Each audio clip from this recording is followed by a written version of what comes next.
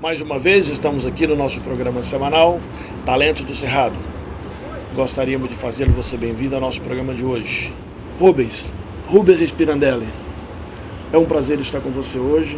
A gente agradece a oportunidade que você nos concede de poder estar conversando. O prazer é todo meu. Você pode dar seus cumprimentos iniciais aí. Senhores telespectadores dos Talentos do Cerrado, é um prazer muito grande estar aqui ao lado desse profissional que eu respeito bastante, que é o França, e bater um papo nessa noite aqui, conversarmos aqui sobre algumas partes da minha vida empresarial. Rubens, como nasceu essa vontade de estar militando no ramo empresarial? Desde criança, como é que foi a sua vida? Na realidade é o seguinte, meu pai, quando eu nasci, ele mudou para a cidade. Mexia com roça, fazenda, essas coisas, lá em Sacramento, Minas Gerais. Logo depois do meu nascimento ele já veio para a cidade. E como os filhos cresceram, a família era numerosa, a cidade de Sacramento era uma cidade pequena para o desenvolvimento dos filhos, a família numerosa naquela época. E veio para Uberlândia. E Uberlândia ele iniciou com negócios ali na Floriano Peixoto, em frente ao Juca Ribeiro. E logo em seguida sempre estivemos envolvidos, a vida nossa toda dentro do ramo empresarial. E posteriormente a empresa foi desenvolvendo, a Irmandade foi assumindo a empresa e foi uma consequência quase que natural, né? Tá. Ô Rubens, você hoje é um consultor bem respeitado na região e nós sabemos que as empresas hoje elas passam por uma fase muito grande de adaptação ao novo mercado, né? Eu gostaria que você falasse para nós como que você compara hoje a empresa do passado com a empresa do presente, já que nós vamos estar falando sobre a empresa familiar. Como que era a empresa hoje, como era a empresa antigamente e como que é a empresa hoje? Olha, é o seguinte, a tecnologia avançou bastante, mas os princípios básicos que fazem com que as empresas familiares continuem, tenham longevidade ao longo do tempo, está concentrado basicamente em dois elementos. Sem isso, empresa nenhuma sobrevive. E isso pode ser no passado como no presente, porque nós temos exemplos de centenas de empresas que cresceram e depois terminaram aqui numa situação até lamentável.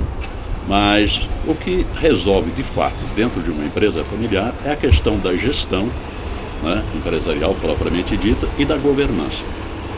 E as pessoas às vezes costumam colocar essas duas palavras, governança e gestão, como sinônimos. E de fato não são sinônimos. São empresas, são termos diferentes, mas que somados eles dão suporte e longevidade à empresa familiar. O caso específico da governança é aquele elo de ligação, é a visão holística da empresa em relação ao universo onde ela se situa. E para isso, o que é necessário? É necessário que o titular da empresa e chefe de família simultaneamente coloque para os seus descendentes o amor pela família, evidentemente, e simultaneamente o orgulho por pertencer à empresa. A partir do momento que esses dois elos se encontram, a empresa torna-se autossustentável. O nascimento da empresa hoje, como que você poderia estar definindo para nós que teria um alicerce, o nascimento da empresa, a concepção da empresa hoje, como você descreve no seu livro? Olha, a empresa familiar, acima de tudo, ela começa o seguinte: primeiro nós precisamos entender o que é e como se configura uma empresa familiar. De fato, ela se assenta basicamente em três pilares básicos. O primeiro é a própria família. O segundo pilar está exatamente o capital. E o terceiro está a gestão da empresa. Esses três pilares são básicos.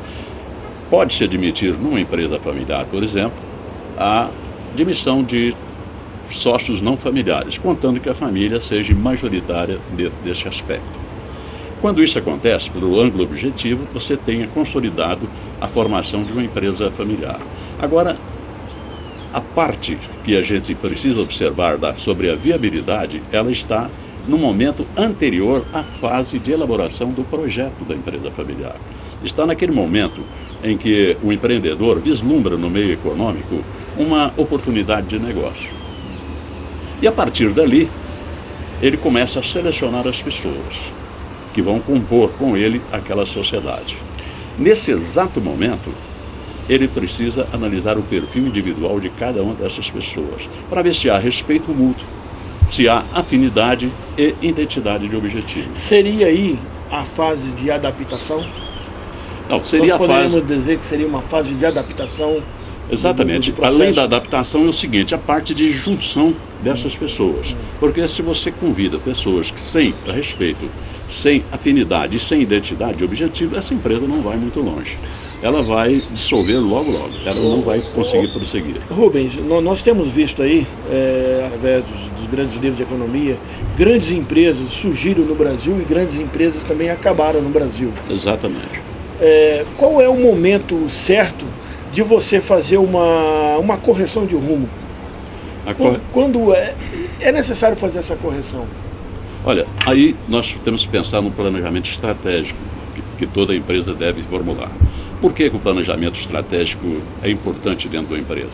Porque uma empresa que não sabe de onde ela vem, onde ela está, para onde ela quer ir, portanto, a correção de rumo que se faz precisa ter anteriormente o planejamento estratégico. Para você corrigir alguma coisa, você tem que determinar qual o caminho que você quer seguir.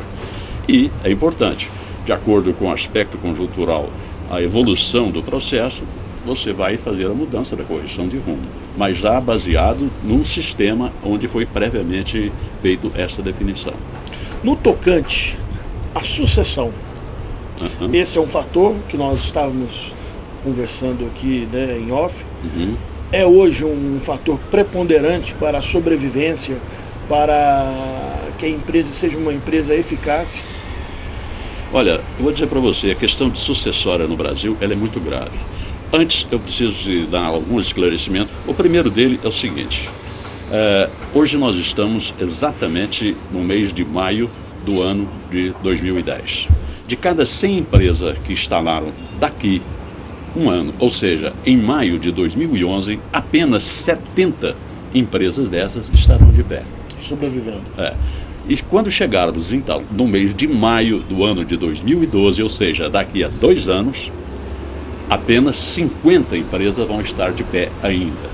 E quando chegarmos daqui a 5 anos, em maio de 2015, apenas 20 empresas vão estar de pé. Isso é algo alarmante. Alarmante. Agora, quando você me faz a pergunta sobre a sucessão, é mais grave ainda. Se considerarmos que a sucessão ocorre nas empresas, na primeira para a segunda geração, numa média de 30 a 40 anos... Muitos não vão chegar. 30 a 40 anos, desse grupo de 100, apenas meia dúzia consegue chegar. Olha, então, ainda retomando ali que eu vou completar a segunda geração. Nós falamos segunda, vamos falar sobre a terceira geração agora. A terceira geração são os netos dos fundadores. Dessas 100 empresas, e essa média é 70 a 80 anos. Apenas uma empresa em cada grupo de 100. E o que você atribui, pessoalmente, pelos estudos que você já fez, pelas andanças que você fez por esse Brasil, o que você atribui como alguns fatores que prejudicam ou que faz com que essas empresas faleçam? Porque tentar eliminar conflitos em empresa familiar é perda de tempo. O que precisa aprender é administrar os conflitos. E para administrar, é necessário que aqueles que estão conduzindo a empresa tenham pleno conhecimento da família e dos negócios, certo? E reconheça os pontos fortes e os pontos fracos de cada um. Você aconselharia, Rubens, a contratação, em alguns casos, particularmente quando uma empresa começa a balançar, a contratação de executivos e de consultores? Externos, que não tenha nada a ver, que não tenha ligação com a família. São profissionais do mercado? Olha, eu acho o seguinte, quando a família realmente não tem alguém para substituí-lo dentro da empresa, ela vai perder a sua característica de empresa familiar. Agora você buscar executivos de primeira linha para auxiliar na administração da empresa, mas o comando central da empresa, esse tem que estar sempre na mão da própria família, porque senão descaracteriza ela como empresa familiar. Isso aí pode levar ela à bancarrota. Se ela não tiver elementos suficientes, como eu disse para você, a questão da governança. Se você não tiver um processo bom de governança, você analisa o seguinte, talvez eu precisava estender mais um pouco sobre essa questão da governança. Aquele empresário chega cansado em casa e reclamando da vida, essa empresa me mata, isso me cansa, tal.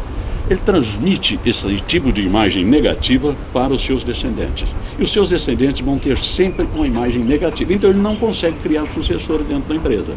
Agora, quem não consegue criar sucessores dentro da empresa ou alguém para sucedê-los no futuro, que a empresa vai desaparecer. Ela vai se tornar totalmente inviável.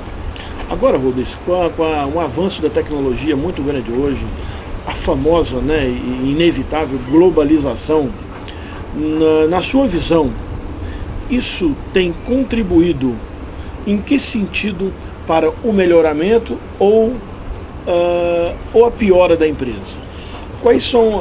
Familiar. Quais são as duas faces dessas tecnologias modernas? Da empresa familiar. Da empresa familiar. Olha, em particular. Eu vou dizer para você o seguinte, toda tecnologia é bem-vinda, evidentemente. Porque hoje vou dar uma ideia aqui, você sabe que eu sou empresário aqui há mais de 50 anos, então a gente conhece a parte anterior à tecnologia.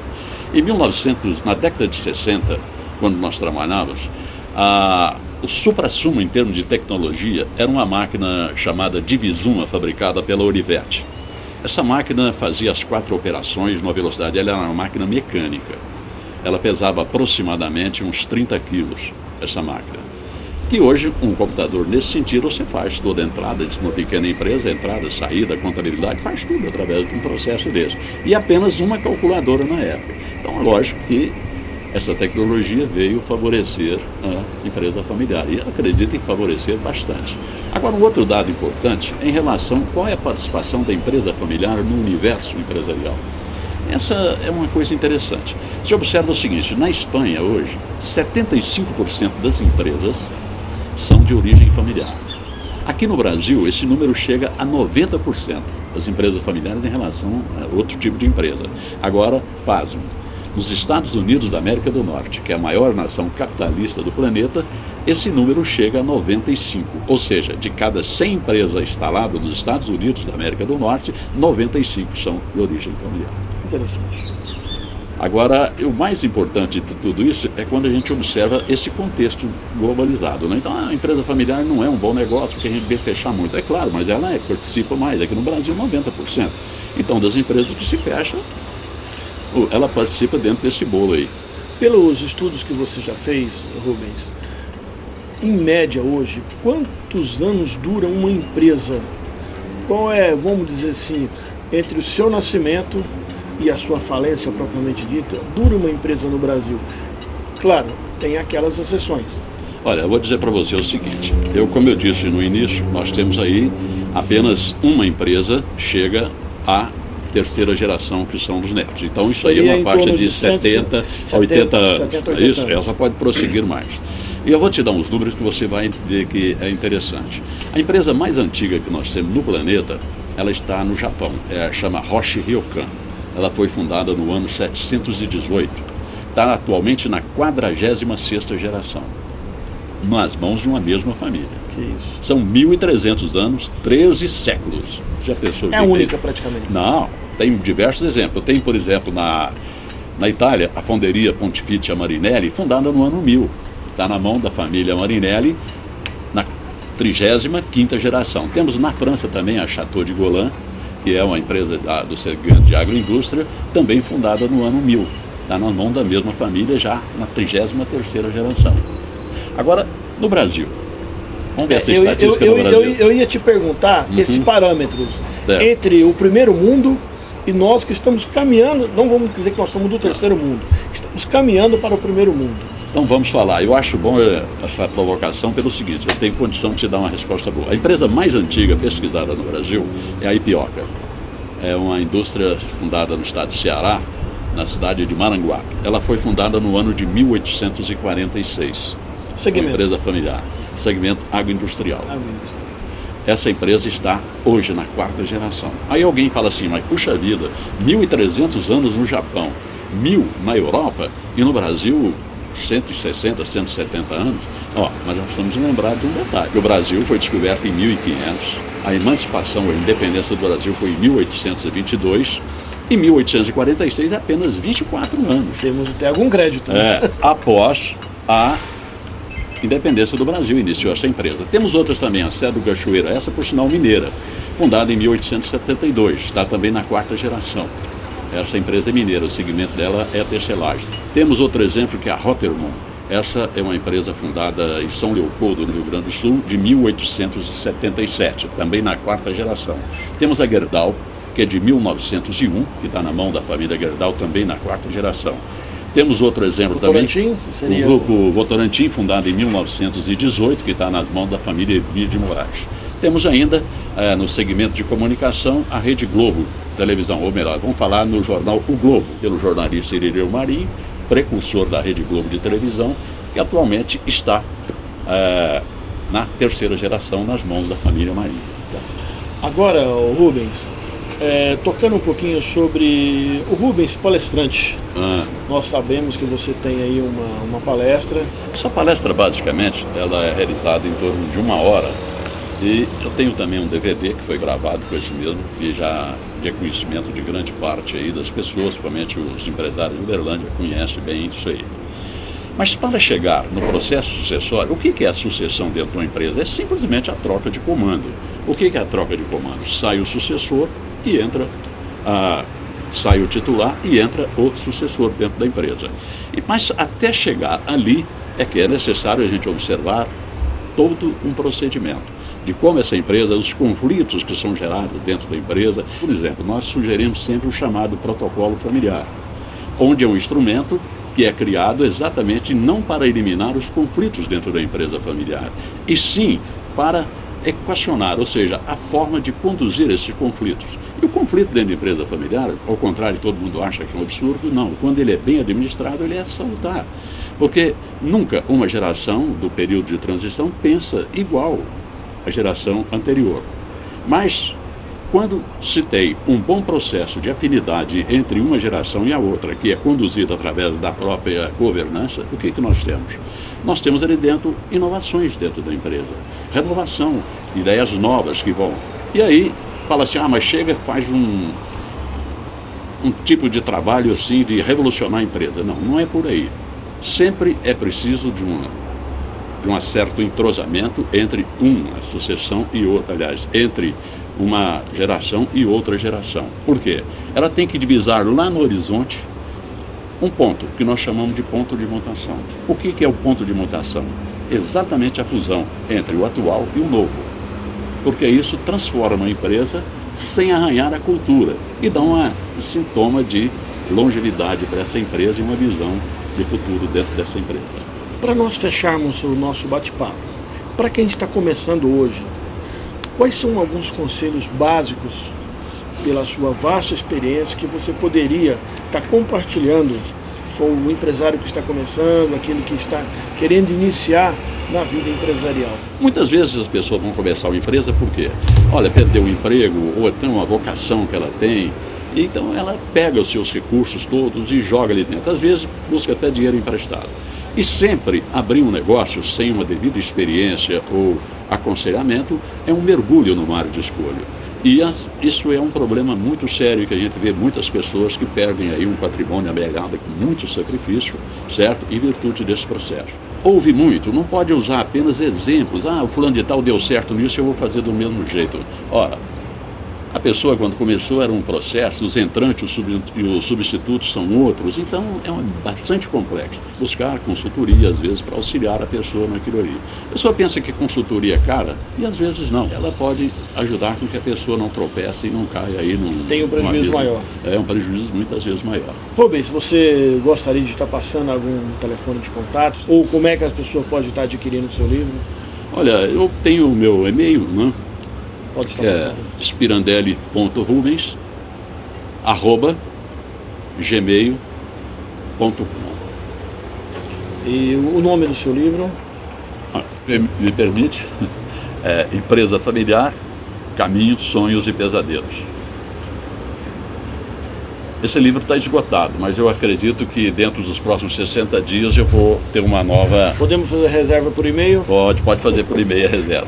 E esse aqui é o DVD também. Esse DVD nós vamos incluir na próxima edição o DVD da palestra junto com o livro também. Ok. Obrigado pelo comercial, hein? Rubens, nós gostaríamos de agradecer imensamente aí pelas suas palavras. Isso nos contribuiu bastante para que nós possamos aí estar aperfeiçoando, os nossos empresários. Queremos sempre estar contando aí com a sua boa vontade. E suas palavras finais, por gentileza. Eu que agradeço bastante e me coloco à disposição dos empresários e da população de uma maneira geral para compromissos aí, agendamentos para palestras e mesmo o meu livro dentro de 60 dias deverá estar disponível aí no mercado. Bem, mais uma vez nós vamos encerrando aqui o nosso programa Talentos do Cerrado. Se desejar entrar em contato conosco, poderá fazê-lo através do nosso e-mail talentosdocerrado@nanet.com.br ou na nossa página na internet www.talentosdocerrado.com.br. Esperamos revê-los em nossos próximos programas.